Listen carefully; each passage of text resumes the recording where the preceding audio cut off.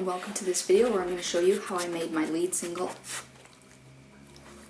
Hello all and welcome to this video where I'm going to show you how I made my lead single, RTW. I write, record, produce, mix, and release all my music by myself, but before I show you how I do that, I highly recommend that you listen to the song first, although I'm sure you've already heard it, because it's been playing in all the radio stations and malls and TikToks and stuff.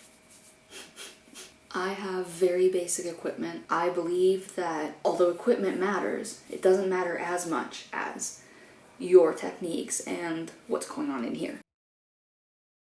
This is the very first recording. It was a voice memo on my phone.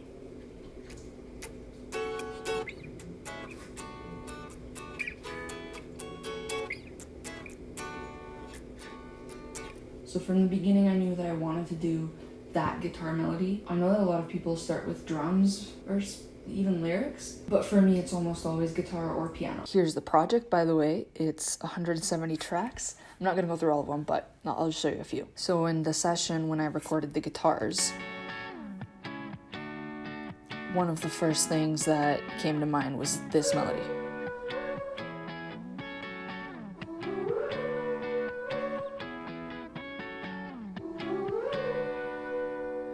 As soon as those backing vocals came to mind, I knew that I wanted to do something similar to what 5 Seconds of Summer did in Youngblood.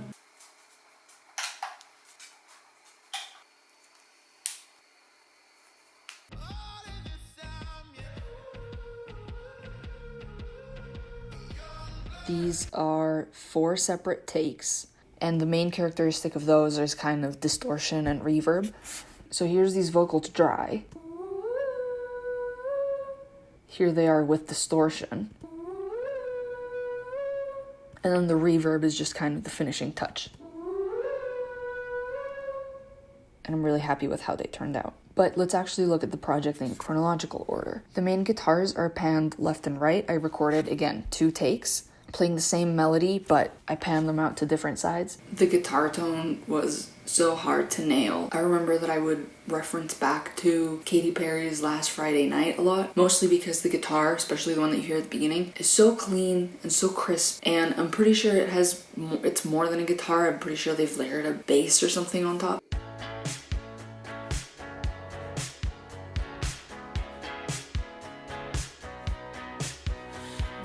And although I didn't want that Katy Perry's tone, I wanted my tone to be very clean and crisp and energetic. The first time I recorded this idea, I used preset Logic guitar amps, nothing special at all, so the guitar sound was very dull. This is the first demo from June 3rd of last year.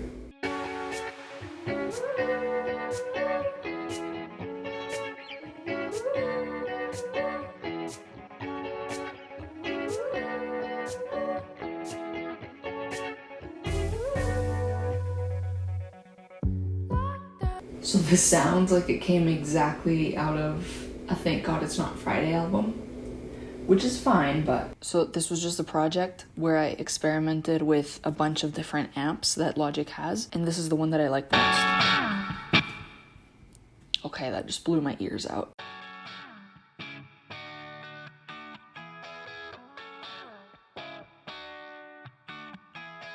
So I like this one so much more. It was full of energy and so much better than that other one that sounded more like you're playing guitar underwater. So I actually imported that right into the project, and it's the verse guitar.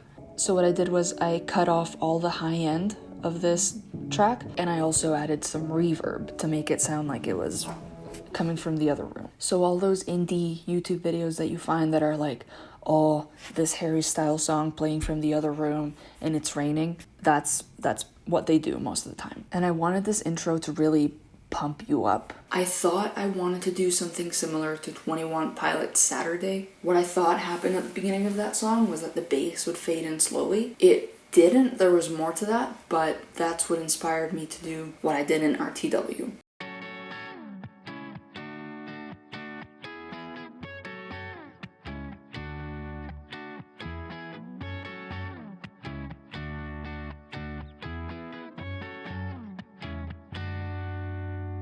So that extremely simple thing, just fading it in, I think really made it feel like something was coming. And then I wanted some like pretty powerful drums, so that's when the ESX came in. The ESX I actually found in a basement, and it had an SD card in it with a bunch of samples. I don't know if those are the samples that come with the ESX.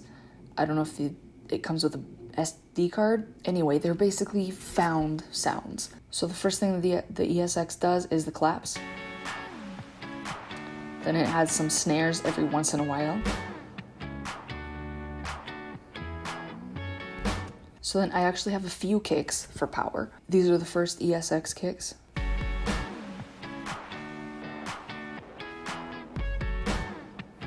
They're nice and deep. I love them. And so these are just another layer. A lot of producing is just layers.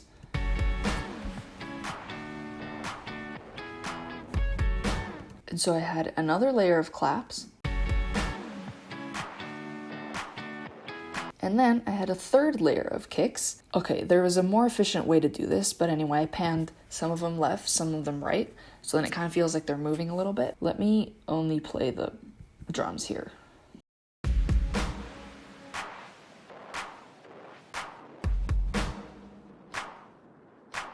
I thought that was pretty cool. And then the cherry on top is this track of acoustic drums.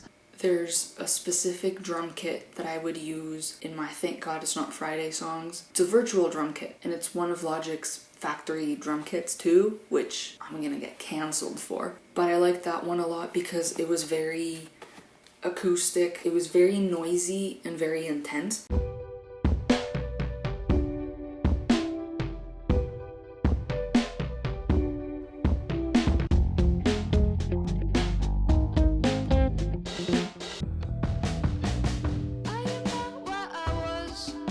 If you want to hear more indie music, check it out. But this particular track has so many layers of automation so that it moves left and right, and also it has a high cut that opens gradually, and also the volume fades in and then out. So if you watch right here, that's the panning from side to side, and then if you look at the EQ, you'll see what I mean. I actually had these like noisy, I don't even know what part of the drum this is. The only way I can describe them is if you grab like a sack of rice and you cut it, and the sound of the grains of rice falling. So kind of like rice hitting the floor while a drum is being hit. That's what this sound is. And you know, that's just the vibe of this song. So anyway, that's the intro. That's really the only complicated part. Everything else is really simple. The verse, aside from the guitar that I mentioned, only has more guitar. And then 2 layers of bass.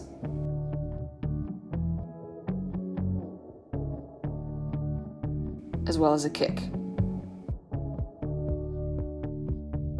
And then at some point the snaps come in with a lot of reverb. But for the pre-chorus, I had these very distant sounding drums, which I love. And then this is like my favorite part of the whole song, the piano.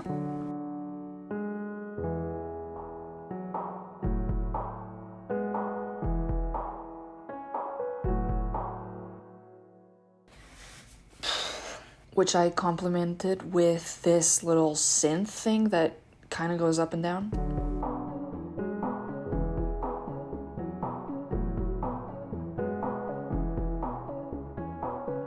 So the pre-chorus originally wasn't the way it is right now. It did have a piano, but it also had the guitar on top of it. And I put some funky filters on the guitars. It sounded like this.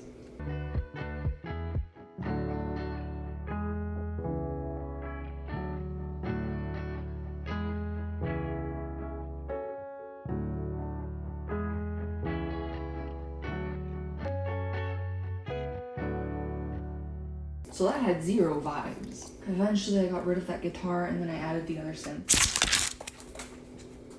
The chorus was honestly almost the same as the intro, just drums and guitar. Oh, and bass. I wanted it to be kept pretty simple because I wanted things to hit the fan when the other synth came in, which is this one. It's just a Logic stock synth. So many people hate Logic stock plugins and instruments and everything, but like they're good. They're fine. Don't worry about it. So this is the main synth.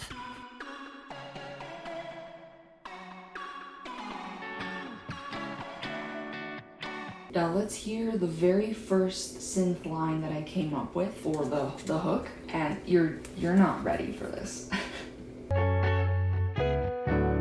Here it comes.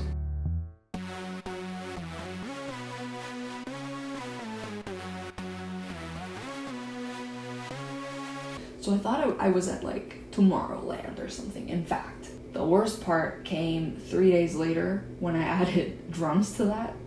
Here's that.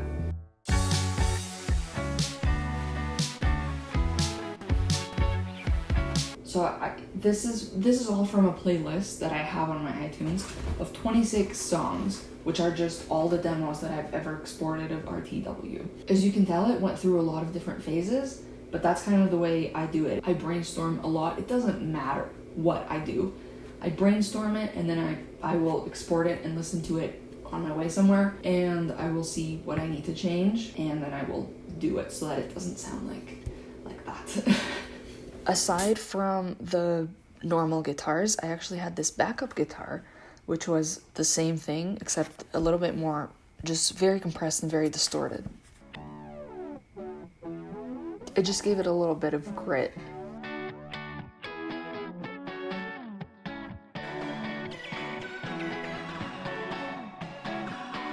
Also, I'm going to show you a little something that I love, and that is the riser and sweep of this part of the song. Because if you look closely here, I kind of chopped it off right before the synth came in.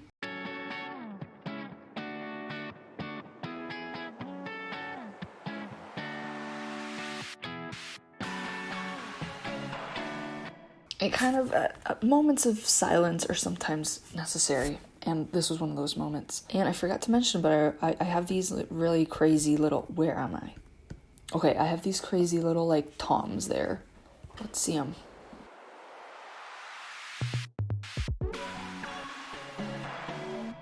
So it all really is about layers, and doing, the details do matter. For the second verse, I actually got rid of the guitar altogether, and I just had the bass, as well as, and this is a secret, an Apple loop. So Apple loops are extremely controversial because anybody can use them. So then, like, you probably shouldn't use them too much, because then your song is gonna have the exact same sounds as other people's. But at the same time, they're there for a reason. So if we go to the Apple loops library here, that one was actually, I think, this one.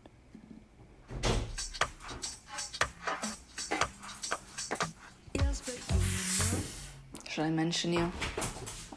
No. An anonymous composer helped me write half the song. So I literally just dragged that into here. I didn't change a thing.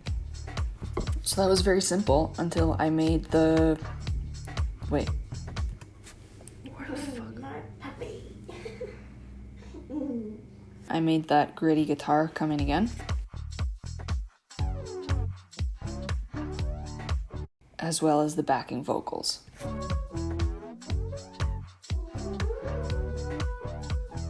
The pre-chorus was basically the same thing as the last one, except this time I let the verse drums go on. And then since I liked that piano so much, I decided to let it have a solo moment. I had the synth come in a little bit later here.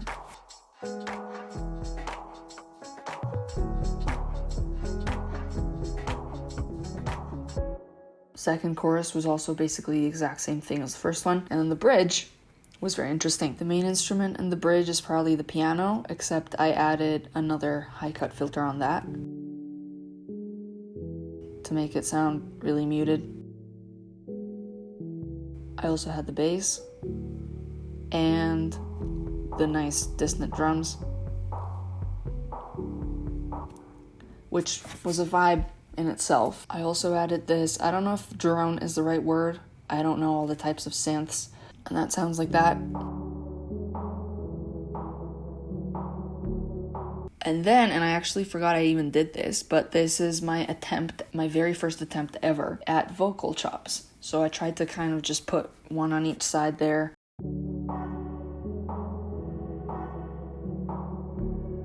And then finally on the bridge, I have this other, it's like a very demon type synth. It just kind of distorts everywhere. And as the bridge goes on, it gets more and more distorted.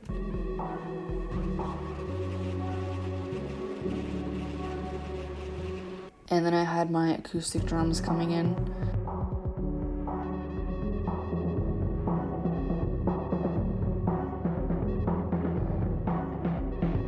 For the bridge vocals, I actually even had a vocoder there in the background.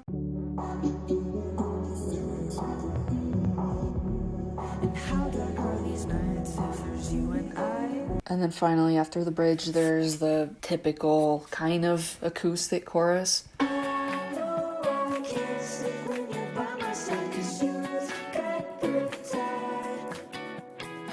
So what I did here was I put a low cut filter, so the opposite of what I've been doing the entire song, and I had it slowly opening as the last chorus came in. So first it sounds like it's coming out of somebody's headphones sitting next to you on the train, and then slowly somehow those person's ears absorb you, or something like that. And it slowly kind of fades in. That was a good one. So that was it. Now in terms of the vocals, I have 20 million takes of everything. I don't really do anything except, okay, this looks like a contradiction. I just have a lot of compressors and exciters, nothing special really. I had a few layers of backing vocals in the second pre-chorus. Through all this indecision, oh, I know I have you. If it was up to us two, we would know what to do. Why do they split up in ones and not twos? 'Cause you and I just know. The chorus actually has way more layers of vocals. It's got like 3 of the main melody, or no, 4 or 5. 4 of the main melody, and then 2 where I'm just singing it in a lower octave. And some of them are panned to the sides. At some point, the song had another verse, which I replaced. But you can actually listen to it in the live version of the song, which is up on YouTube.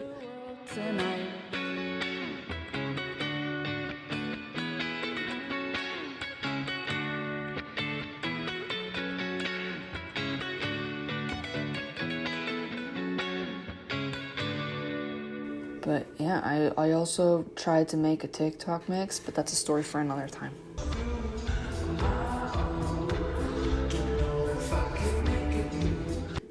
It was a good one, but we'll see. Recording the song was a lot of fun. Producing it was a lot of fun. All these layers, they don't look like fun, but they actually were. If you have any questions about this song or anything, if you need help producing anything, I'm not an expert, but I have a couple tips. So yeah, just make sure you subscribe to the channel, because then you'll get to see some more extremely cool videos like this. Thanks so much for watching, but unfortunately I have homework for you. Please listen to RTW.